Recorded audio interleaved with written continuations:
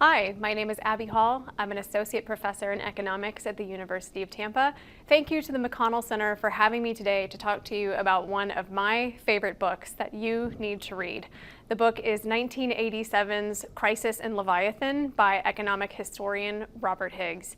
This book has undoubtedly been one of the most influential works in my own research and has really informed my own thinking about government, how and why government grows, and the different margins on which government grows and why those different margins are important.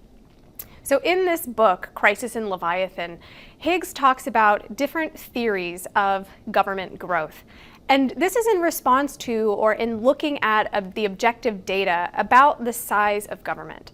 So if you look at any Western democracy, the US included, from the beginning of the 1900s, you will notice this continued expansion in the size of government. This includes things like all kinds of regulation, both social and economic. We can look at this in terms of government spending as a percentage of GDP.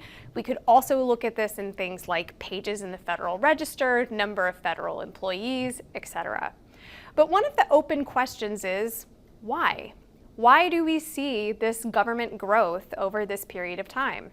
And economists and political scientists have developed a variety of different theories to try to explain why. Some of these theories are what are called citizen over state theories. In economics terms, we could think of them as demand-side arguments. People want more government to provide goods and services, and so as a result of this demand, government increases in size. We could also think about more supply-side considerations, or what would be called state over citizen theories, where the state, due to the economics of bureaucracy and other factors, works to expand over time. Other people have hypothesized that technology has allowed for government expansion, and some studies too point to women's suffrage and other voting groups as potentially preferring larger sized government. But Higgs offers a different perspective.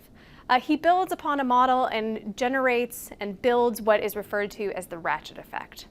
And this model is crisis-driven.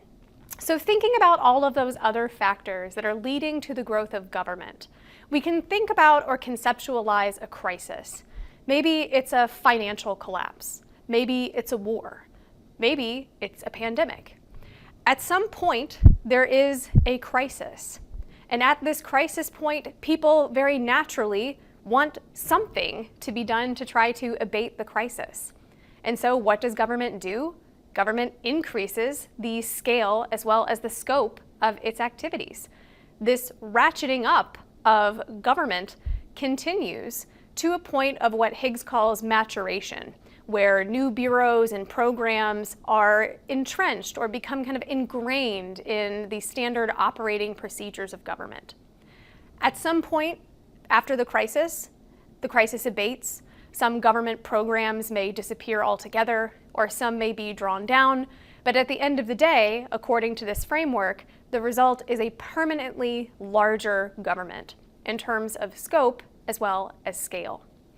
I like this model for a variety of different reasons because, first of all, I think it works really well with the data that we have. And in my own work, I can see these ratchet effects very clearly. You look at things like the Great Depression, World War II, and more recently, the global war on terror. One of the other reasons that I really like this framework is that it doesn't just apply to the scale or size of government, but it also tells us something really important about the scope of government, or allows us to explore questions of what types of activities in which government is involved. Issues of scale are relatively easy to measure. Issues of scope, meanwhile, are very difficult or impossible for us to measure, at least in the way that economists typically like to measure things. But this model allows us a nice framework, a real path forward for analyzing those critically important but tricky questions related to scope. The other reason that I particularly like this model is that in the beginning chapters of the book, just before Higgs introduces the model, he talks about the critical importance of ideology as being a constraint, or less of a constraint, on government. And these questions surrounding ideology, its formation, and its change are things that every social scientist would agree are important, but we have a really difficult time conceptualizing in a concrete way, much less operationalizing. And yet, despite this difficulty, Higgs takes a really good faith effort at exploring these issues of ideology and how they relate to what we've seen in contemporary trends in government growth. Higgs' work has important implications, and I think a variety of different applications that have yet to be explored.